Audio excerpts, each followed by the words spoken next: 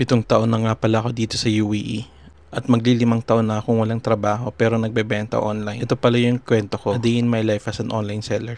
Bago nga magsimula ang araw ko, sigurado nagtataka kayo kung ano nga ba talaga yung ginagawa ko araw-araw. Umaga pa lang inuumpisan ko na sa pag-grind. Bilang online seller, mahalaga na kailangan mo din na asikasuhin ng mga bagay-bagay katulad ng pagkuha ng mga ibebenta at pag-deliver nito sa mga customer. Diyan mo kasi kukunin yung pagkakakitaan mo. Siyempre, buy and sale pa rin yung strategy ko sa pagbebenta para safe yung ilalabas kong puhunan at siguradong maibabalik ito. Galing nga kaming Sharjah dyan at papunta nga kami dito sa Atlantis Dapan para i-deliver sa mga customer namin yung mga in-order nila. Isa sa mga perks ng ginagawa ko ay pagpunta sa mga lugar na hindi ko pa nga napupuntahan dito sa Dubai.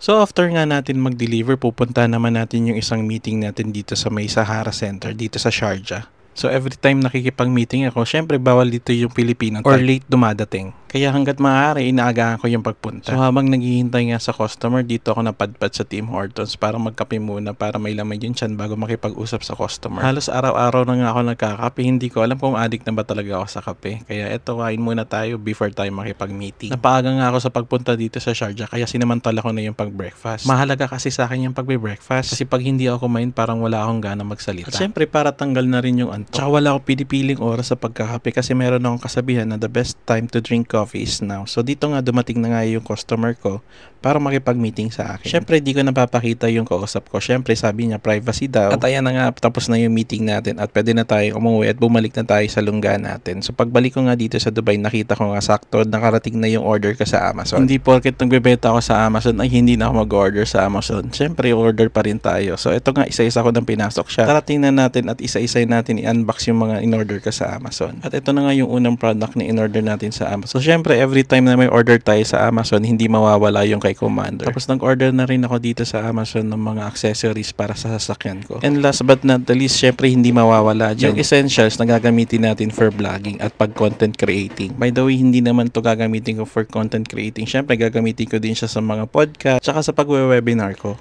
Double check muna natin itong binili kong bagong LED lightnings para balance yung ilaw kapag nagwe-webinar or podcast tayo. Naisipan ko nga palang bumili nito kasi investment na rin to kasi para maganda yung content natin. At meron tayong ilaw kapag nagtatrabaho sa gabi. Hindi naman ako graduate ng photography pero nag-enroll lang ako sa YouTube University. Doon ko nga natutunan yung mga lightnings na yan. Abangan nyo pala yung bago na naman namin na pakulo. Magkakaroon kasi kami ng podcast segment para sa mga negosyanteng Pinoy na nandito sa Middle East. Alam ko kasi na maraming mga Pinoy dito na nanahimik lang pero mga mamaw pala sa negosyo. Actually, nababasa ko lang sila sa mga articles at mga Facebook group. Kaya imbitahan natin sila. So ito na nga, matatapos na yung pag-setup ko ng LED lightnings natin. So tara, itry na nga natin tong nabili natin sa Amazon. Buwan naman na nga natin dito kay Kabayan. Ito pala yung una naming one-on-one coaching.